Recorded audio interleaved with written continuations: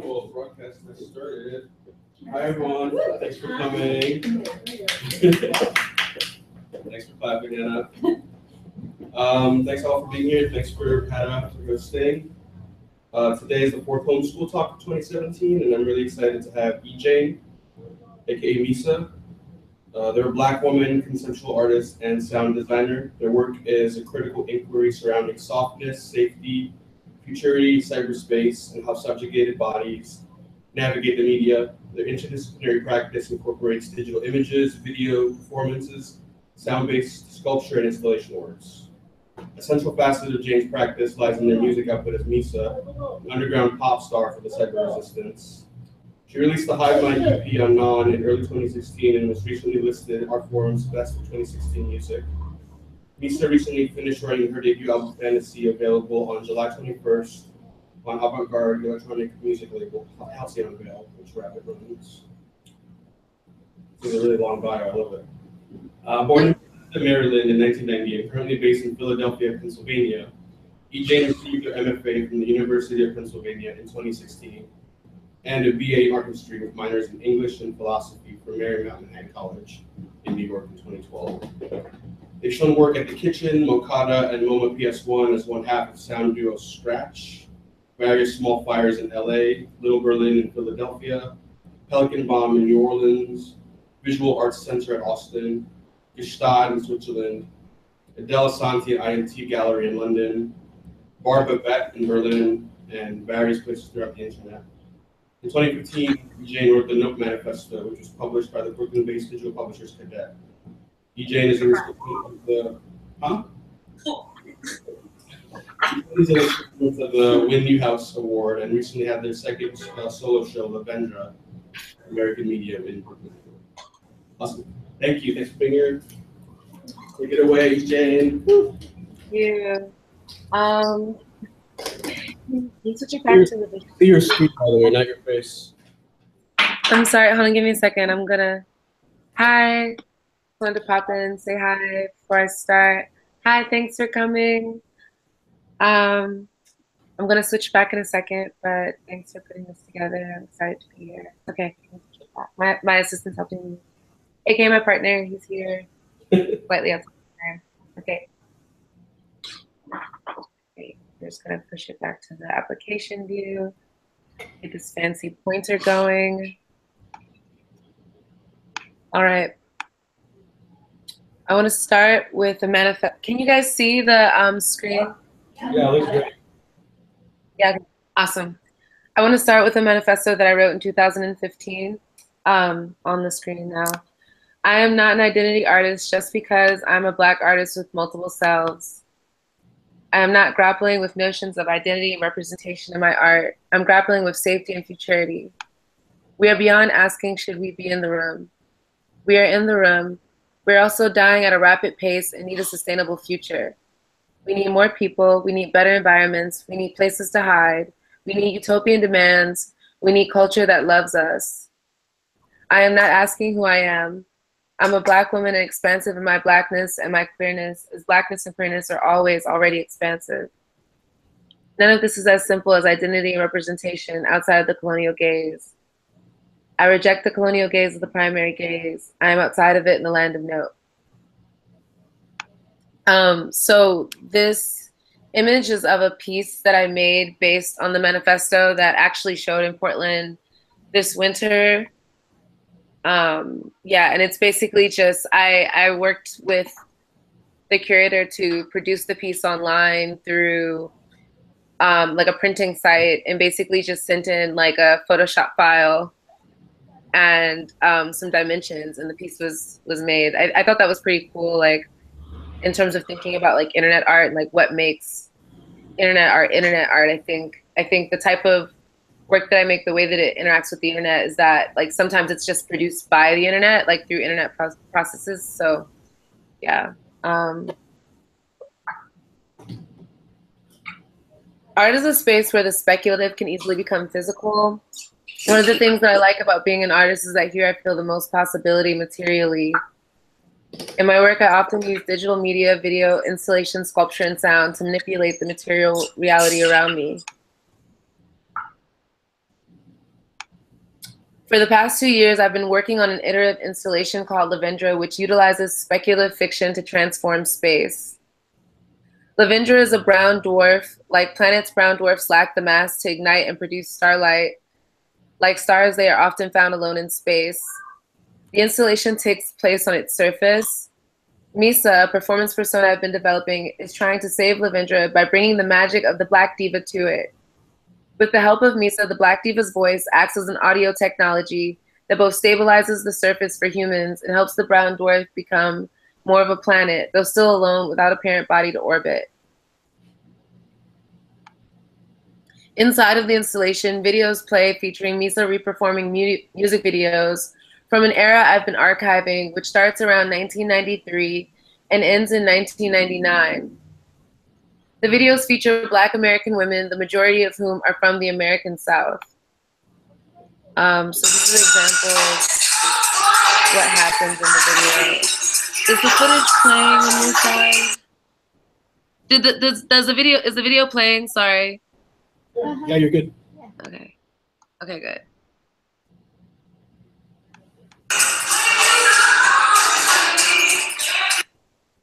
And basically what you're hearing is the videos. So there are multiple videos in the space, and they're playing at the same time at a whisper. And I'll show another example of that. Oh, and this is actually one of the videos, a clip from one of the videos in Lavendra.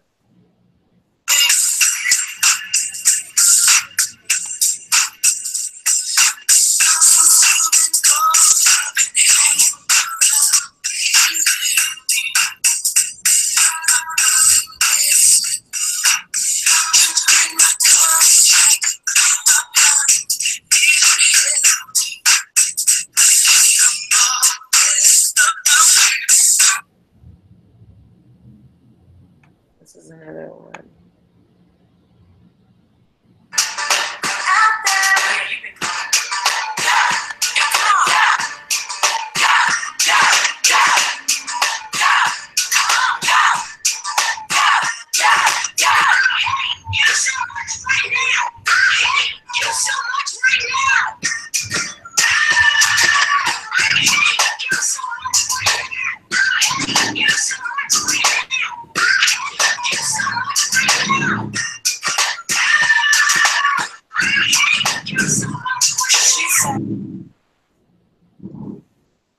This is actually a frame from a Mike Kelly installation that was up in New York 2 years ago, the background. And I make these videos using Photo Booth, and I use the green screen application that Photo Booth has. And I sort of like, sometimes I use photographs that I take in the world, like for example, with this Mike Kelly installation that I'm inside of, and sometimes I'll use found imagery from Google Image. This is the most recent one that I made. It should say 2017 because I made it this year. I think I'm still not in 2017 yet, so I feel like I'm labeling things wrong. But this one was made this year for my show at American Medium.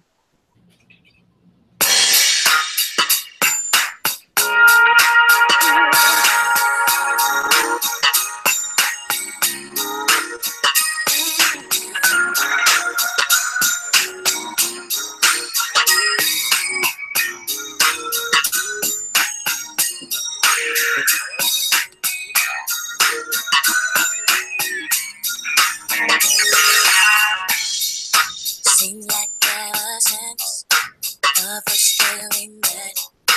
There is no one else I think of more than you. So actually, the titling's wrong on the side. It's called "Sitting Up in My Room," and you can see that actually above. My pointer will show it. You see it above the frame. And that one was made this year for the show. And so this is the second iteration. And as you can see, the TVs are on the floor and there are rhinestones on top of them. So the videos play on these screens, and I actually keep the light down low so that the LED lights in the space can be like super bright. So I keep the LED screen super low. And this is the installation that was at American Medium in my solo show. Here's some close-ups of some of the collages that are on the wall, which I'll explain in a second. So this list represents the full archive of music videos that I've been working with, and eventually Misa will reperform all 28. My goal is that Lavendra will one day be a large enough installation to house all of them. The collages are actually the videos exported as images, and then I take those images and I cut them out and I put them in these landscapes that I create in Photoshop using Photoshop Paint and images that I find in Google search. Oh, my phone conked out. My notes conked out.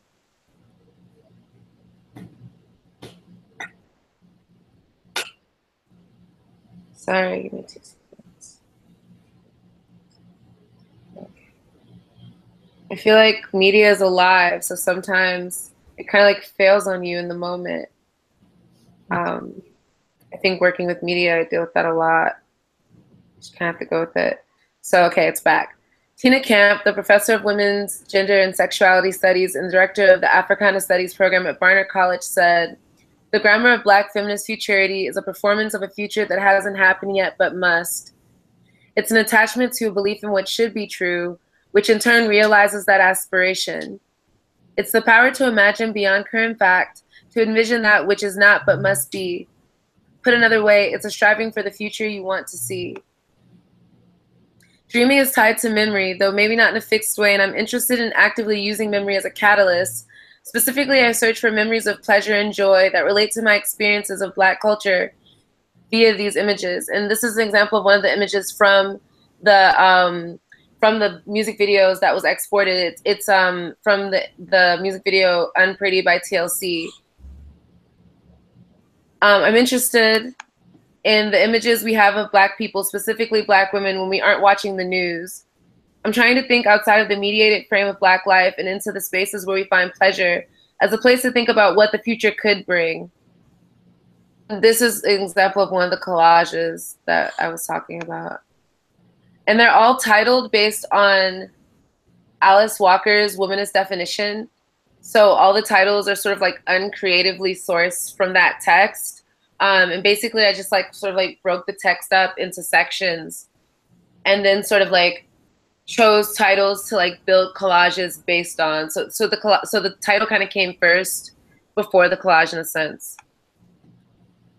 And this is actually, so I made a new hive for the project, and it plays a radio station called Lavendra Radio. And Lavendra Radio plays the songs from the music videos, but then interlaid with like theory. I'm your host, Misa.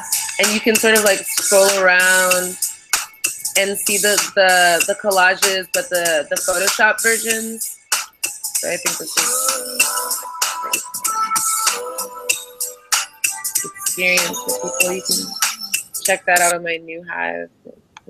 But yeah, show you some more. I also try to generate works that acknowledge shared oppressions directly through negating/refuting them. So 2 winters ago in 2016, after there was no indictment for Sandra Bland's murder, I asked Black women to send me selfies using a backdrop for photo booth that I created with the word alive at the top, along with the hashtag #NotYetDead. Not Yet Dead is from this quote by Roxane Gay from her article on the death of Sandra Bland and Our Vulnerable Bodies, published in the New York Times opinion pages during the summer of 2015. Gay says, in his impassioned new memoir, Between the World and Me, Ta-Nehisi Coates writes, in America, it is traditional to destroy the Black body. It is heritage. I would like to take this bold claim a step further. It is also traditional to try and destroy the Black spirit. I don't want to believe our spirits can be broken. Nonetheless, increasingly, as a Black woman in America, I do not feel alive. I feel like I am not yet dead. By acknowledging both the reality that we are still alive and also that we are in a state of constant precarity, I am aiming to hold both of these truths at once. And this is a new, so the New Hive, I made a New Hive installation for this piece, and then it was turned into a live installation at the University of Austin, Texas.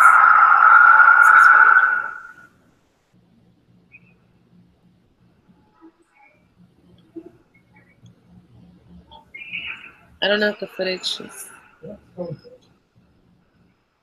So is that viewer scrolling around? Yeah, and there's a trackpad. So he's using a trackpad to scroll around, and there are live 3D GIFs that I created for it. And then at the bottom, which you don't see in this video, everyone's name, all the women in films that participated, their names are at the bottom. So yeah, I'll show you in a time. And that piece was commissioned by Ryan Hawk at UT Austin. He was a student there at the time for the show Queer Territories. So yeah, I also wanted to show you this piece that I made last year, so this piece that I made on Instagram was turned into a tote bag by Apogee, which I think is like sort of like a new piece in itself.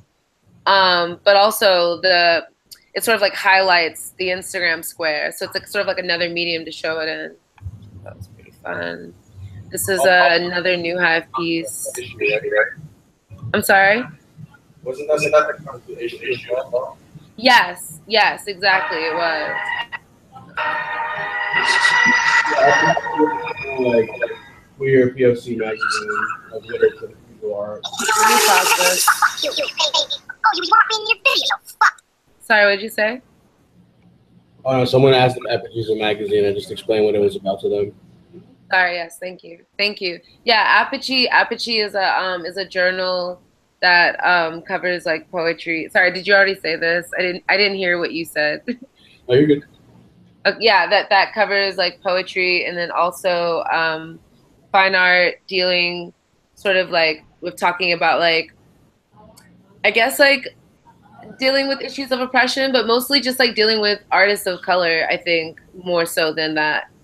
Yeah, and they reached out to me about submitting, and I submitted that Instagram square that I made when Sandra Bland, around the same time of the non-indictment of Sandra Bland's murderer. And they chose it for the cover and then also asked to make a tote bag after it. So let's give some more context. And I think they're based in New York, but also in London, I think. But also online. And you can order that tote bag online. So this is a piece that I made for New Hive that was converted to a video piece.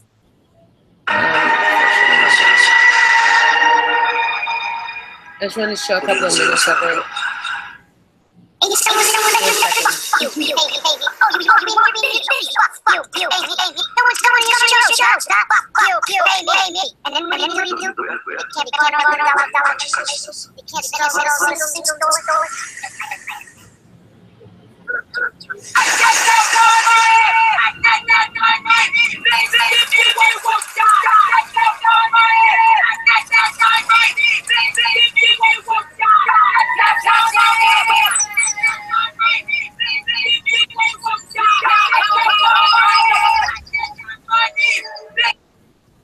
So in this piece, I took this song, this Rihanna track, Bitch Better Have My Money, and then I made an edit of it, and then I put the edit online, and then someone took that edit from online and put it in a mix. And I really liked the way that the mix sort of like added this like I always felt like this song had a sort of like rap gangster film element to it, you know? So it really made me think of like a Scorsese film when they sort of put that like sweet melody underneath, like, or like Godfather or something like that. And then I was thinking about this film, Set It Off, that F. Gary Gray did. And he also did The Italian Job. So I think he's like really into the gangster film genre. And he's this like black man director from like New York. And so I was thinking about this film, and I was thinking, and they even do a part where they sort of like parody The Godfather, but I think it's because the whole film in itself is it's a gangster film. Like Set It Off is a gangster film. So I thought, like, wouldn't it be nice to sort of take this sort of like this new version of Rihanna's Bitch Better Have My Money with this sort of like sweet sound under it and put it over Set It Off to sort of like really bring out the gangster film element. And then sort of the design features came out of, I guess like workshopping with other artists, and also just like I'm playing around with New Hive as like a app or a site. I'm really into New Hive right now as a site for creation online because you don't have to know how to code, but you like if you know design, you know it's a fairly easy platform to get around. I think this is another piece. I'm sorry. Could you maybe explain New Hive to people that don't know what it is? Right. So New Hive is a website. I'm basically, I can explain as much as I understand of New Hive. So New Hive, as much as I understand, is like a website that I think is pretty, I guess, like underground run. Like the people that run it are still like, I guess they're like around, I feel like they're around my age. They're on Twitter pretty heavy. And it's basically like sort of like pre-coded websites that come as like these like canvases where you can like add like text and video and like images, and you can add sound. Like for example, in this New Hive piece, like the other one I was using sound and I was using like multiple videos from YouTube, but in this one I'm just sort of using text, and I'm thinking more about just like traditional design and like magazines. And it's really fun for layout because you kind of just like as you add like images, the panel stretches, and you can like change the background color. It's kind of like what we all wished MySpace would have been. I feel like in some ways, like, you know, in terms of the design, like when you would like, I don't know, like I would go into the code of MySpace and sort of like edit my MySpace pages to like make them like super specific, like profiles. And I feel like a lot of us were starting to want to like create art through those MySpace pages. And I feel like New Hive is like, no, like some of you want to just get to the art part, or like Tumblr. I think it's like what we wish Tumblr was, you know, like the Tumblr, like sort of like the Tumblr backgrounds, but like more sophisticated and more like fine art oriented. And they're really supportive of the artists that use the site. Like they also have a thing where they do interviews for Paper Mag. Like they did one on me last summer. And they showed some of my New Hive sites. And they're really involved online. I don't know. Do you want me to say any more about it, Manny? No, that's awesome. I completely agree with all that. That makes total sense. Awesome. I want to show one more New Hive site that I did. This one was really fun. I was thinking a lot about collage, but then I was like, oh, I can collage on New Hive. So then I made this piece, which was based on a song that I made with Mbachi, this young singer in New York. Yeah. And this was shown in a show in London in the winter at IMT Gallery for a show called Wandering Wilding, Blackness on the Internet. And I'm scrolling around, so basically you can scroll around it and the whole thing kind of moves. And there's like text everywhere. I got really into design my second year at school, and I think this was like my like decompression design net piece. I was like, I'm just gonna do all of it. And like I got into 3D graphics and cutting out 3D graphic and cutting out regular like GIFs and stuff, and I just kind of wanted to do all of it in one piece. So yeah, New Hive's really fun. Oh, and then I made a New Hive for a mix that I did, which was like, I thought of like old magazine layouts. Hold on, why is that not coming out? It's the wrong link. Sorry, hold on.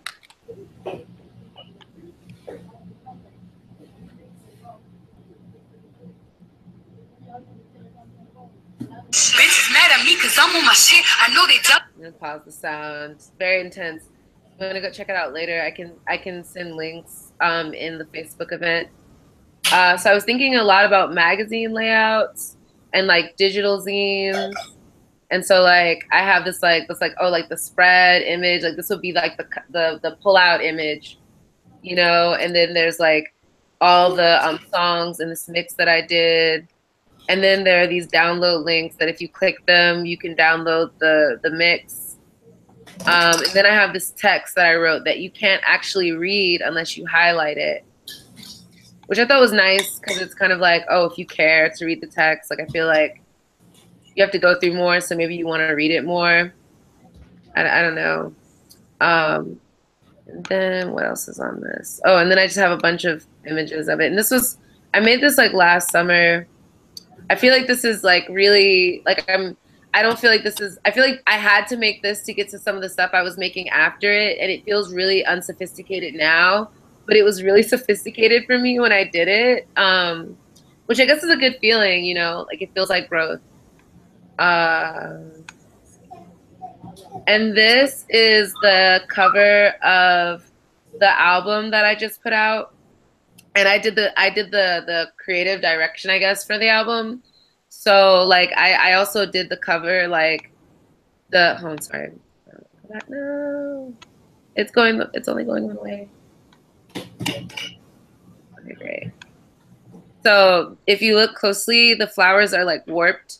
And I like did that through Photoshop. And I think the fun thing about like being an artist and like doing a music project is that I get to do all of the parts that artists would traditionally do in a music project too.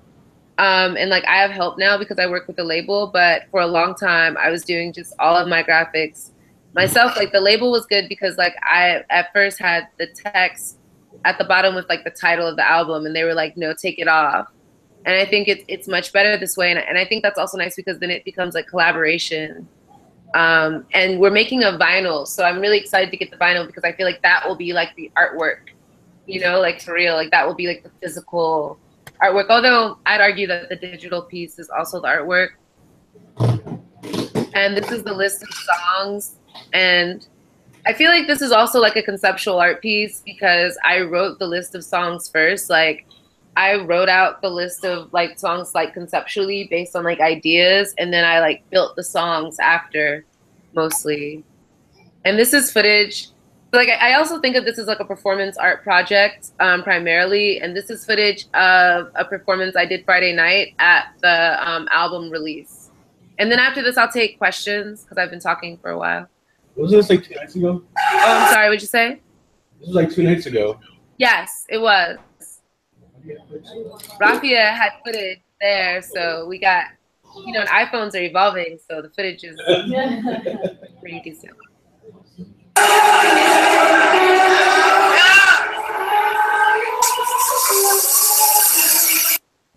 Oh, sorry, I tried to enlarge it and then it failed. It was like, nope. All right.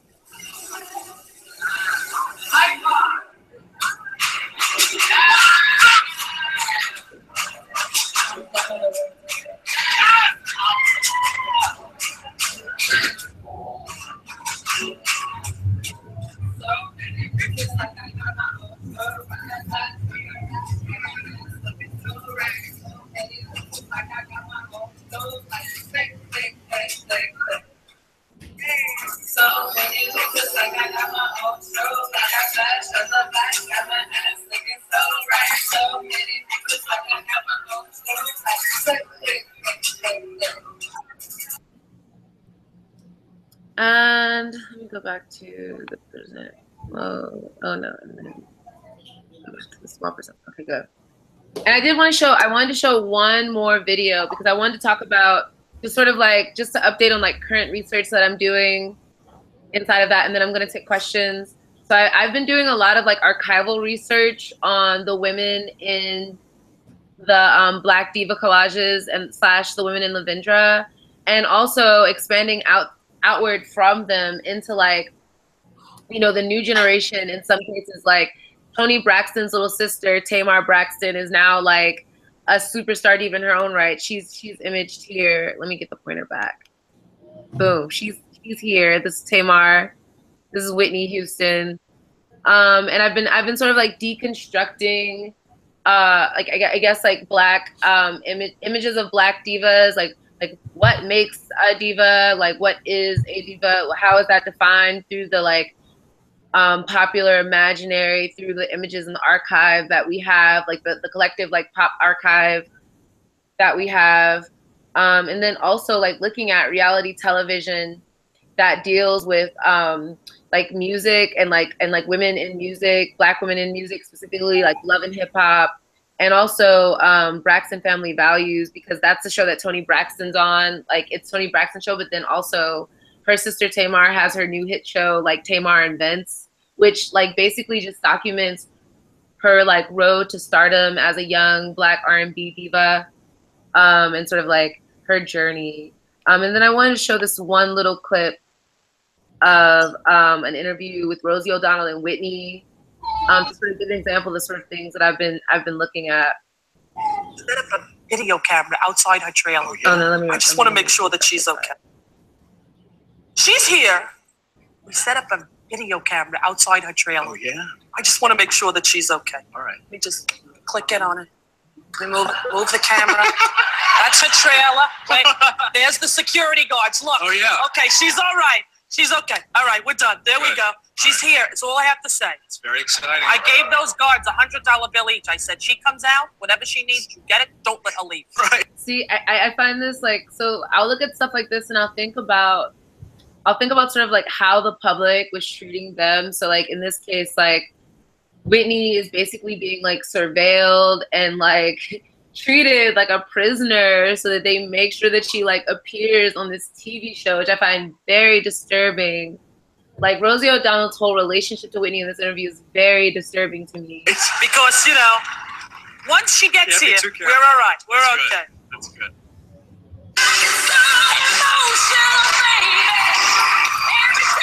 Skip ahead a little bit. Sadly, not much. We're right back with Whitney.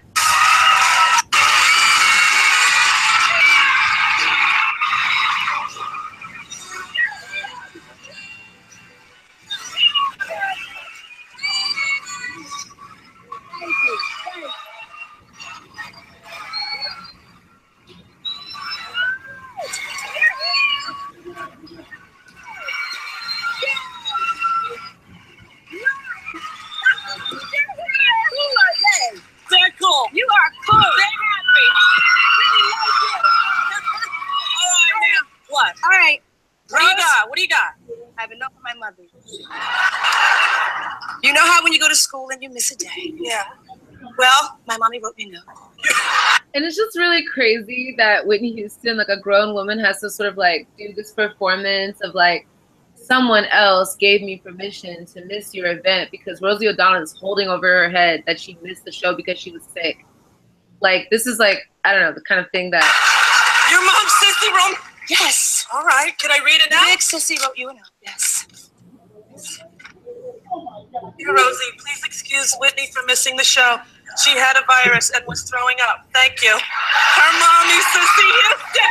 And then there's this one more part that I want to show where basically Rosie O'Donnell tries to act as though like there's no excuse why Whitney should have missed the show, and that like basically Whitney was like sort of like copping out and she knows how Whitney felt because she got sick. And Whitney tells her this story about like performing on stage where like a lock hits her in the face. It's very intense. Well, there you have it. The barfs, man, I had the... I was ugly. Here I am. I'm laying in the bed. Your friend. Feel a little bit bad. I will always hate you. You're Whitney for the whole hour, and I'm in makeup, and they go, we got a little bit of bad news. A little bit. I'm like, oh, what happened? So I'm like, you know, what could possibly be wrong? We have Whitney for the whole hour. What? I know. What is it? I know. And Deirdre goes, she's sick. She ain't showing up. I'm like, no! Did you? No! Ginger ale, the Maalox. Oh, gosh, you know what? This is the stuff. Virus. You should have called me. I should have called you. I would have told you. But I felt so bad. When I was that sick and I had to go on anyway, I thought, now I know what Whitney Houston Well, you know, felt. hey.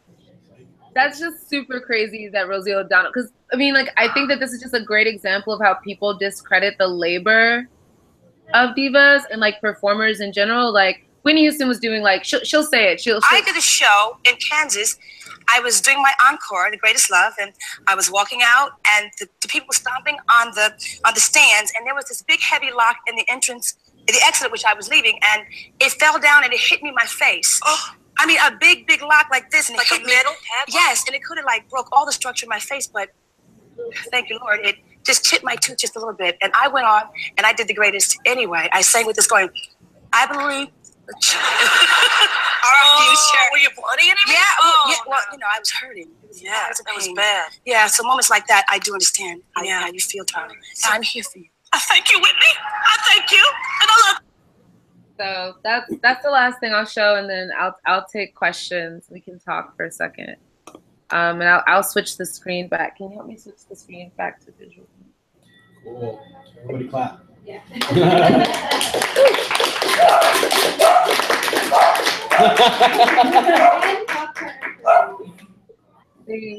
The dogs barked in approval. Awesome. Awesome. So I had some questions, but I wanted to offer the first spot to Kiki and Ariella if you guys have any questions. Otherwise, I can just jump in. I wanted to ask about the money video because I used that for the, I think, first or second homeschool class that I did. Mhm. I forget which one. But I did a class called Contemporaneity, Building a Better White Supremacy. And just talking about how, like, the idea of the contemporary continues modernist violence and, like, sucking the life out of Black and brown aesthetics, like a vampire or a zombie or something. And the video, and the reason that video was so powerful and the reason that I included it was because it spoke to me in terms of, like, this amoral, like, hustle, or this, like, this categorical imperative to just, like, survive and not think about moral purity, or, like, it doesn't matter if you're robbing a bank, banks suck, banks are garbage. Right? Yeah. The masks were very powerful to me. And I didn't know that you didn't make that juxtaposition with the movie video. So I was wondering What do you more mean? about it. Sorry, what'd you say? Oh, the way you described it sounded like someone else did the video plus song. No, I did that. You did that? Okay, yeah. Yeah, I put those together. Sorry, I'm sorry, I miscommunicated that. So I put those together in order to, like, sort of, like, push the Scorsesean feeling that I was feeling. Like, I wanted it to feel like Casino or something when they walked in there, you know, or like the Godfather or something, which is like Coppola. Like, I wanted it to feel like, you know, that, like, I felt that sound at the beginning, that, like, sweeping melody kind of made you feel like they were, like, robbing a bank in one of those movies instead of like a hood drama. Right. You know, because I think F. Gary Gray was thinking about those films. Yeah. Okay, cool. Yeah, I misunderstood. No worries. Yeah. But sorry, what was your question? I kind of got, that was a bit of a tangent on my part. No, not at all. I think that kind of cinematic quality you're describing is what I'm thinking about, like the way that these, like, alternative structures are created. Like the mob is this kind of, like, family of criminals, right? Mm-hmm. Obviously, it's, like, based on the racialization of Italians that doesn't happen anymore, but it's still, like, really relevant. I feel like these alternative structures and, like, this amoral approach to, like, surviving and kind of by any means necessary doing what you have to do, right? Definitely, like, in the film, they're domestic workers, you know?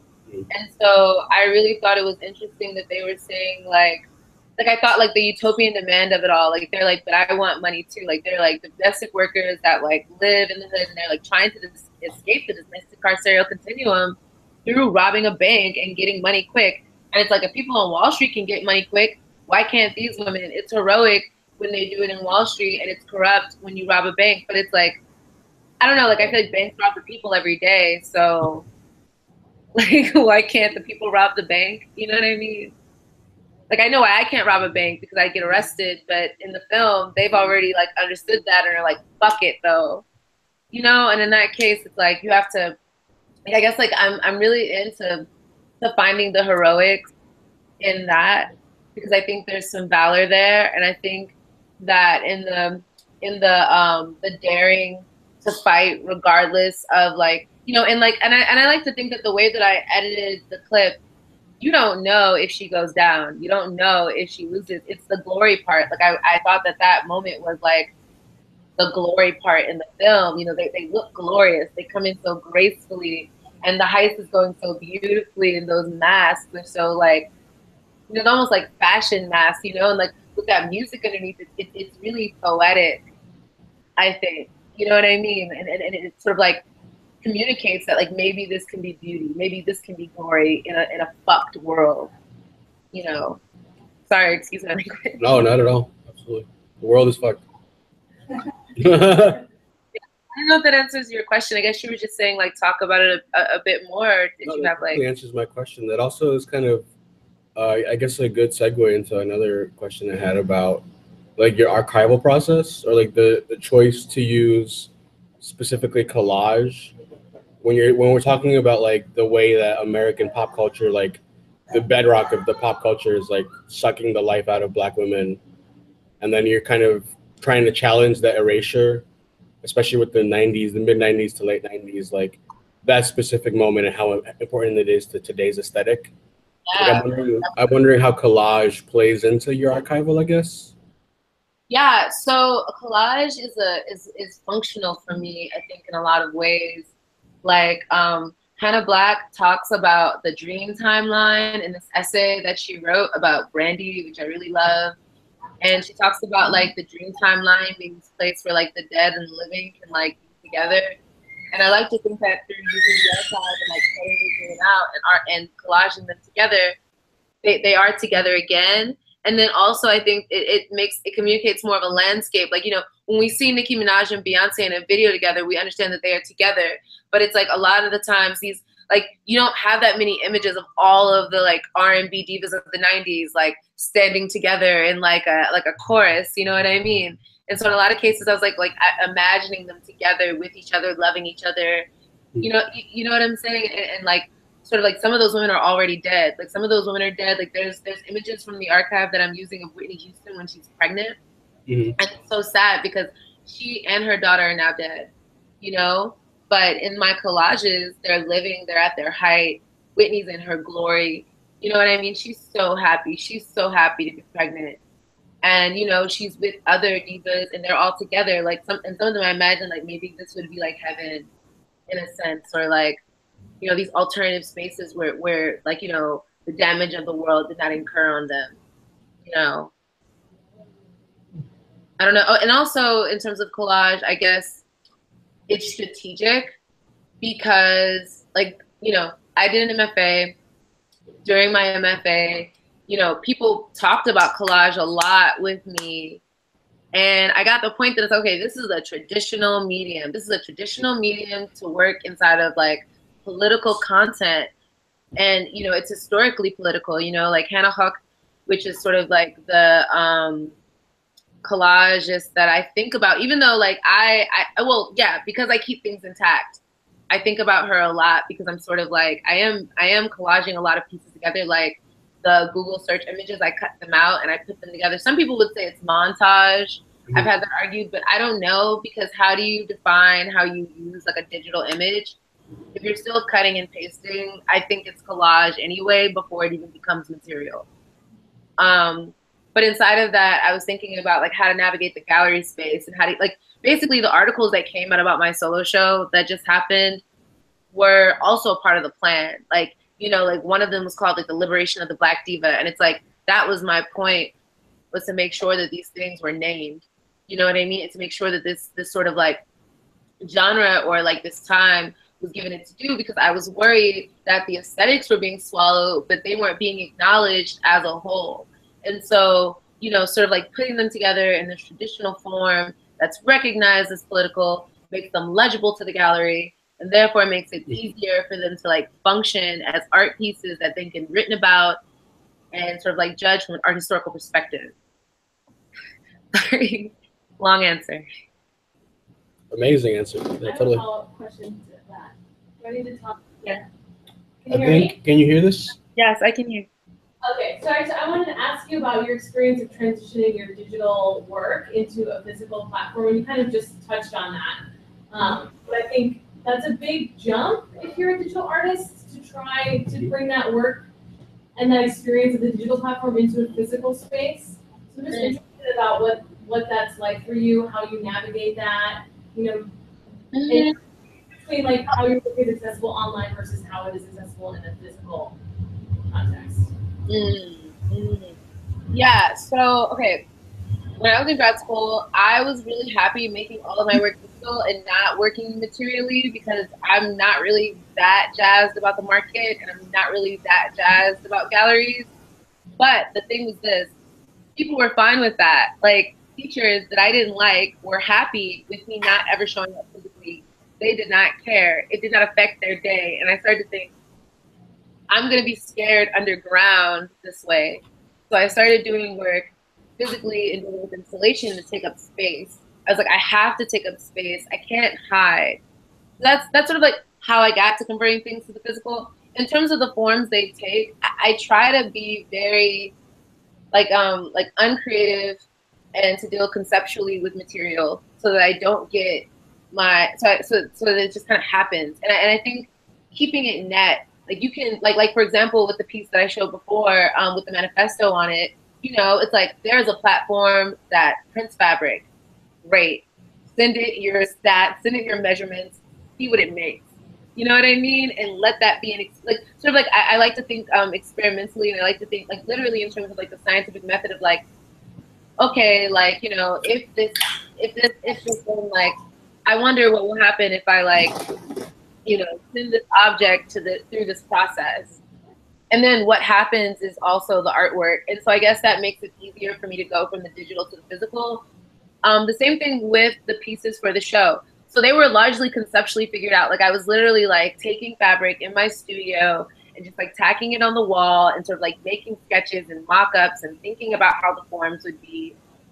And then sending these forms to the gallery and being like, okay, this is what it should look like. And we should put it on this fabric because I think it'll have this quality. And the gallery goes, oh no, I want it on this other fabric because I think this fabric, like basically it was like, I wanted it on satin because the note manifesto's on satin.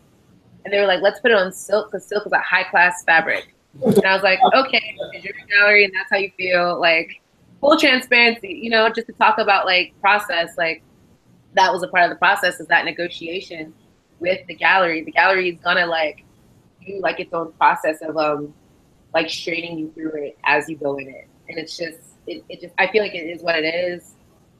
So yeah, so they were printed on silk. And then I sort of like thought about like, oh, rhinestone should be applied. I did that before, I'm gonna do that again.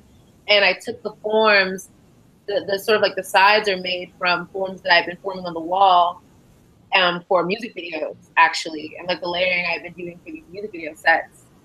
And the gallery was like, oh, let's incorporate that into the collages. And I said, okay. So I let things like that happen too, where it becomes a conversation and, you know, I just make a bunch of forms. I'm always touching things and trying to get material. I've been getting more material in general lately because like the internet is but so much of a site, you know? It's material, but in this very disturbing way that disrupts the earth. And in its immaterial form, it does nothing for you. Like, you know, sitting at a screen all day, you know, you know, unless you're outside, like, you know, you need oxygen, you need sunlight, you need all these things that computers can't give us. And they don't like, and so like thinking about the body and the physical body has gotten me thinking about like what space the body inhabits and how to like beautify those spaces or fortify those spaces or sort of like make with those spaces and make with the objects the material world. So I guess that's like sort of like how I've been getting into thinking about going from digital and material. I don't know. Does that answer your question? Yeah. What about audience engagement between the two mediums? Right. Yeah, you said about accessibility. So, in terms of accessibility, what I find is that with the internet, okay, so first of all, in terms of accessibility, the internet is deeply inaccessible. Only 40% of the world has access to the internet. Right now, like around like 40%. In terms of that 40% of people that have access to the internet, when I put work online, I do feel like I'm gonna move really quickly. Sorry. Okay.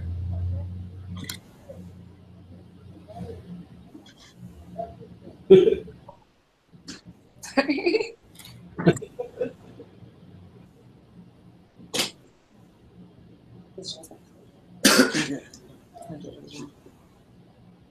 Sorry, I'm in a house where they're doing a show downstairs in the basement, and the show was about to start, so I had to move. But yeah, in terms of accessibility online, much more people can access this because people feel more comfortable looking at things online, I think, in a lot of ways, than they do walking into a gallery. Like, people at different classes feel comfortable looking at things online instead of the gallery. But also, fine art is inaccessible in itself because I feel like it's been intellectualized and academicized in a lot of ways. I think that's why I have a music project, because I think that you can still do fine art gestures inside of music. Like, I still sort of like think about, like, I still do treatments when I do music videos, and I still think about like theory when I do music videos, and, you know, photography and all these things. But it's a much more accessible medium, and it's a digital medium because you're mostly putting it on YouTube, you know. And kids don't have to, you don't have to read a press release or a book to understand what I'm doing. In some ways. And so I try to use music because it's much more feeling based. And I also like phenomenology for that reason. Like, I think an installation, like, did at American Medium, there was a storefront. They had a storefront window, and there was a video piece in the storefront window. And actually thinking about so the show was in like Bed-Stuy technically, or and this kid actually etched a heart into the window frame because the video was me like drawing hearts on the pieces of paper, and so she etched a heart. So I felt like that was like sort of like accessibility happening in the neighborhood, where like this kid was like responding to the video that they were able to see because it was in a storefront. They didn't have to go into the gallery to see it. You know, they could just see it like walking by. The gallery didn't agree with me because, you know, it looks like vandalism from a owner perspective, but from an artist perspective, it was like art to me. Yeah, I don't know. Does that answer your question? Yes, thank you. I was kind of interested to hear more about like your use of the term uncreative, because that's something that I use, but I wasn't aware that other people used it from like this perspective of like conceptual appropriation of found work and like using, you know, whatever's available online to make the concept come to fruition. Yeah, so Kenneth Goldsmith, like, see your work as creative, so I want to hear. I'm sorry. Oh, obviously people like see your work as creative, so maybe you could explain why you use that term. I think because that's like a lot of the places where like I use a lot of different tactics to make, but it's one of the tactics that I use. And so Kenneth Goldsmith, who's this like conceptual poet based in New York, taught a class at Penn, or teaches a class at the University of Pennsylvania called Uncreative Writing, and he like wrote this book called like Uncreative Writing or whatever. And like he would have us do like exercises in class and stuff, and so like basically that's where I got the term from, and that's where I got like. And Kenneth Goldsmith is a controversial figure because of the piece that he did on Mike Brown like 2 years ago, and so I don't really want to talk about him too much, but yeah, that class sort of like your use of the term. I'm sorry. He is garbage, but I just am more interested in your use of the term. Yeah, so I use the term because of like that was sort of a tactic that I picked up in his class, where basically he would like have us like basically just do uncreative things, like source things from the internet, or like, you know, make found poetry and things of that nature. Like one time I made a piece where I wrote down all of the language that was on the wall in my studio, and then I printed it out on paper, and then I walked on the paper to class. And so it was like, and so I started using it in terms of like, oh, like for example, like I said with like Alice Walker's Wilderness Definition, like sort of like cutting it up in phrases and taking those phrases and using them as titles for collages. So things of that nature. And then also like for example with like I didn't make the decision to add the sweet melody to the edit of Bitch Better Have My Money. I made an edit. I put it online. Someone took that edit, ripped it. They added that. I took that and then used that. in my piece. So I feel like stuff like that, where it's like I didn't make that creative decision. So I guess I use it because I don't make every creative decision that maybe exists in my work in a way of like, oh, I find inspiration and I do something. In some cases, I'll just like, you know, I'll choose to be uncreative about it and like source instead. Yeah, I also love that kind of relinquishing of control, because like it's not like you have a choice. Like if you're a Black artist, you're going to relinquish a lot of control, but to kind of take it back in a way that encompasses the mistakes or the like contingencies that come out of the process is really cool. Yeah, definitely. I definitely think a lot about sort of like, I guess like using that as a way to let the world in, you know? So it's not just me in my, like, I don't like to make alone. Like, I think that like, you know, the best art kind of like interacts with the world. And so like sourcing is a great way to like communicate with the world and like be in exchange too, you know, and like the exchange comes out of, and then the art comes out of like, you know, what becomes of that exchange, I guess. Totally, yeah. But there's also this kind of rejection, or like this, yeah, I guess it's a rejection of, or like this kind of like pushing back against what's expected of especially Black artists, Black women especially, of like giving legible narratives of trauma and stuff. And it's like really corny, and it's really cool to push back against it with found, like using found work, like reframing these like archives. Yeah, I mean, I used to do stuff. Mark Bradford gave this talk in his studio to my class when we, like my like senior class at Penn, when we went to go visit for like our senior thesis, and he talked about making work about how they hurt you. And I thought that was so perfect because like I totally used to make that type of work. And it's just like, you know, now I just like, I'm like, that's sort of like racism being a distraction, right? Or like oppression sort of like being a distraction for me, at least, because it's like, you know, I do work through trauma, you know, and I think that in a lot of my work, like maybe the like, you know, what I'm doing is me like healing from trauma. But I definitely also think that like I would much rather focus on finally doing whatever I've wanted to do than focusing on what has happened to me. You know what I mean? Like, it just feels like there's much more for me. There's much more generative. There's much more generation that like it's much more generative, and also it's much more. There's much more joy there, and like I really need joy in my work. Like I feel like the world is a really shitty place right now, and like everything's on fire, and like I need a lot of joy, and I feel like other people need a lot of joy to find strength. And like a lot of us have been hurt, and maybe talking about how we've been hurt is not a way that we can like sort of like heal right this moment. Like maybe we need, like, you know, like why can't Black women have beauty? Why can't we have opulence? Why can't we have the Baroque? Why can't we have like glory? And why? And even though, you know, like yeah, like oppression is a fact of like a lot of our existence, not all of ours, but a lot of our existence, like oppression and trauma and violence and abuse. But it's like inside of that, that very point would be the reason why we need glory and beauty and the Baroque the most.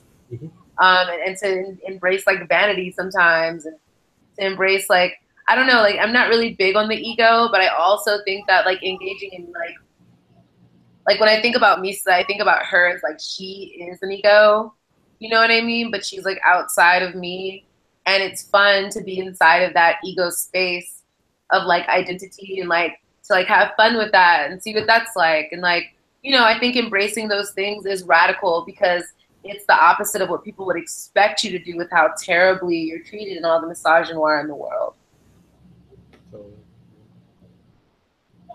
I would love to hear more about the Misa project too, and also this kind of like way of using the diva archetype to like keep certain things private, or like, you know, not play into identity and like the narratives that people expect or whatever, right? Yeah, definitely. Like, so the Misa project sort of started out of performance like me thinking about performance in my studio and thinking about femininity and performing feminist, like, you know, like I'm genderqueer, but the world's a shitty place. And I feel like gender is really enforced, especially in Trump's America, in this way that really disturbs me sometimes, especially like out in the street. And then also I was just thinking about like I had gone through a phase of like just sort of like not performing femininity in such a way for so long that I was like, can I even do that anymore? Like, is that even a thing that I like do? And I sort of like told myself like, I'm sure through performance you could. And Misa was sort of that. And also she came out of necessity. Like, you know, I was throwing a party at the time in Philadelphia with friends of mine, and they needed an act. They needed me to perform, and I didn't want to perform under like my artist name. So I was like, well, I'll use this name because I was watching Hunger Games at the time, and I was watching Game of Thrones a lot, and I was thinking a lot about like so Misa is the other name of Khaleesi in Game of Thrones. Game of Thrones is a show on HBO based on the novel, like the fantasy novels. I really like fantasy. I don't know. So she like in the show, or the myth in the novels that made the show, she saves these slaves. She frees the slaves, and and in this one scene, this like iconic scene, they call her Misa, which means mother in their language. And I thought that was so disturbing because she's this like blonde, blue-eyed white woman, and she's like, and the slaves, of course, are still darker skinned, like brown-skinned people.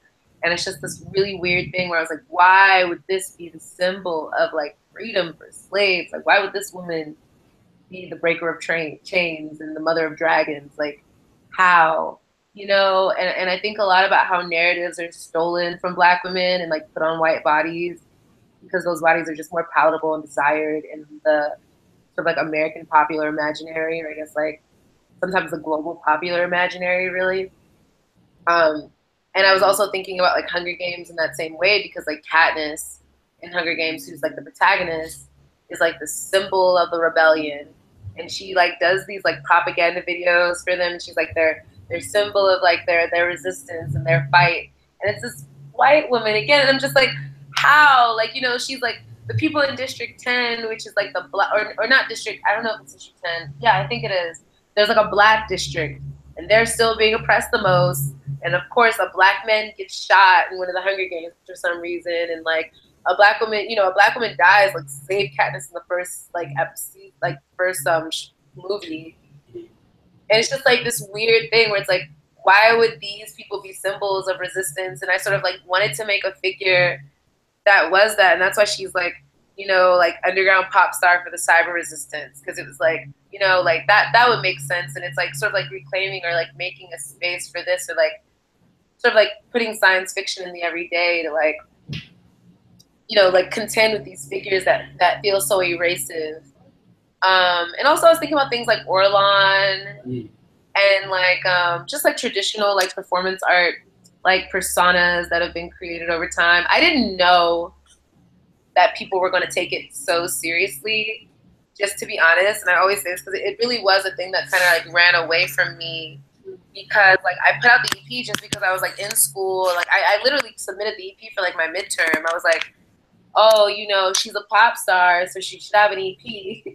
You know, like that's the first step. Like she has to have music. So I like, and I'd already been working in music, so I was like, okay, I'm just gonna like make the type of songs that she would make. And like, you know, it was like a way of like character development in a sense for me. And then it just, you know, the more demand it became for it, and the more people like really believed in it, the more she would just take over. Like people would, you know, want her out. Like I have friends that just call me, they call like some of my friends will say like Misha instead of like Misa, because they're like, that's how Black people pronounce it. They just don't, they're like it's like hood adjacent Black people will like assume that it's just like spelled the way like Misha would be said, and they're like, oh, like Misha, and they just call me that instead. And I'm like, that's fine, like, you know, that's cool with me. And I think watching things like watching the archive, she also becomes a vessel for me to like not only sort of like approach the archive from an anthropological perspective, but also to approach it from a lived perspective, because I feel like there's something very different between like watching someone perform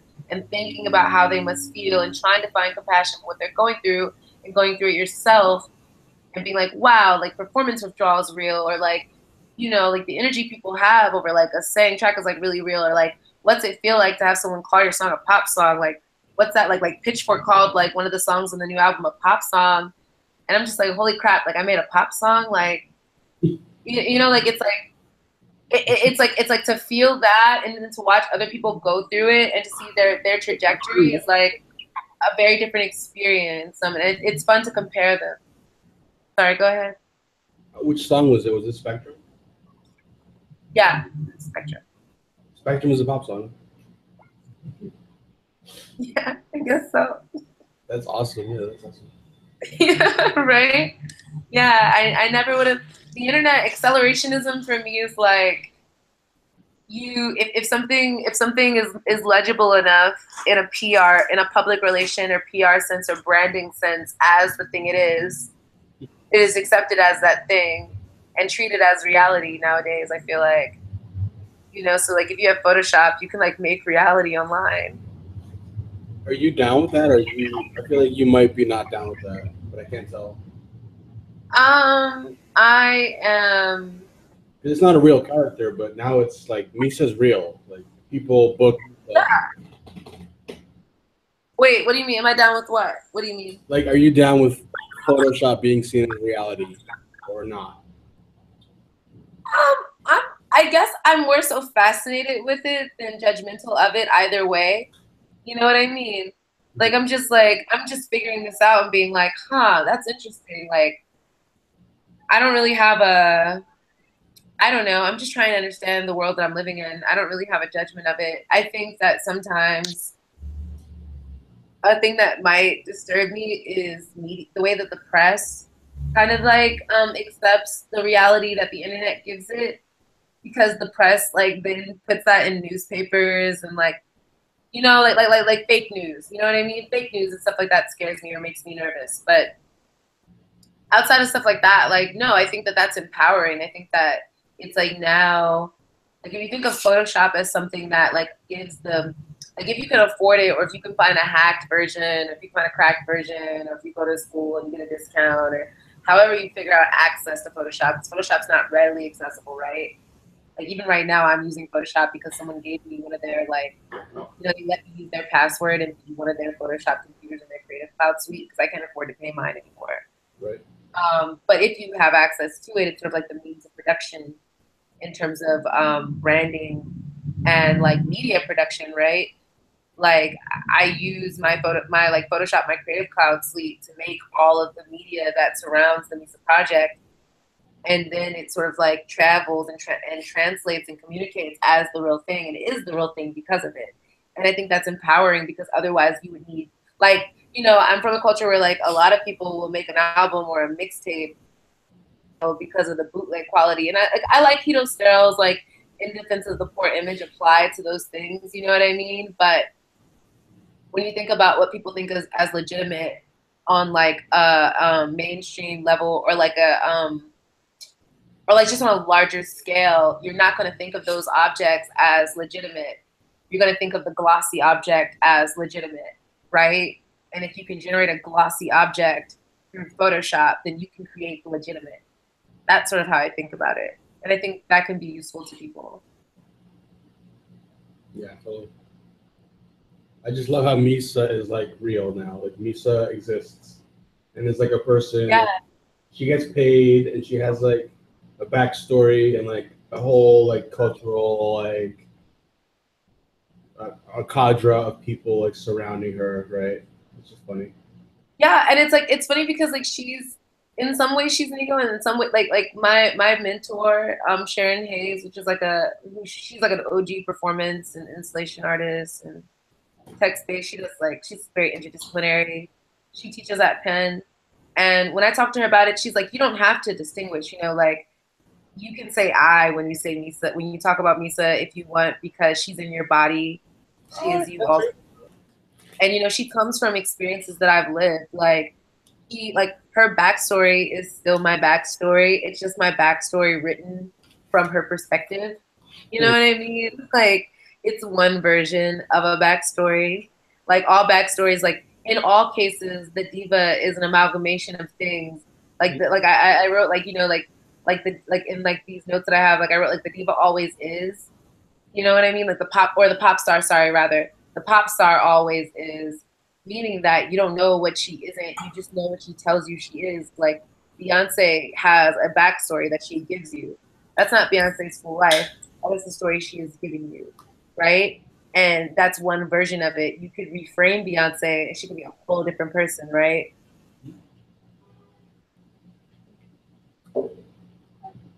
So is Misa in your body? Is that true?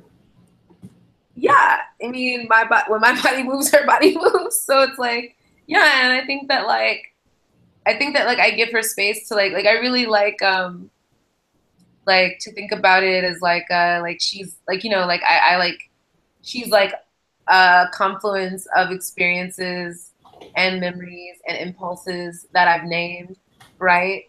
So like at times like I put that in like that Rhizome interview I did, like talking about like how like I'll be in the studio and like we'll be in the studio. Because like, and I feel like all of us are forced to compartmentalize ourselves in ways, you know what I mean? Like when you're at work, you're one person. When you're at home, you're one person. Like when you're around your friends, you're one person. Like everyone's a multiple, like a series of different people throughout the day. I feel like, especially if you like, you know, need sociality in order to survive and need to make people comfortable in order to survive, you're going to sort of adjust based on who you're around. And so I feel like, you know, she's as real as the persona I have to put on to like, I don't know, you know, like be in a professional setting, for example, you know what I mean? Or like send a professional email or something like that. Totally. I have one more. Sorry, I feel like No, I have one more No, question. sure, go ahead. Open it up to people in case there's another question on deck. Looks like no. Go ahead. Yeah, go ahead. Cool. Well, I guess it's a stupid question, but do you have any closing comments? Any final words? No. Thanks for coming. I'm really glad that you guys like let me sit here and talk to you about my practice. Yeah, thank you so much.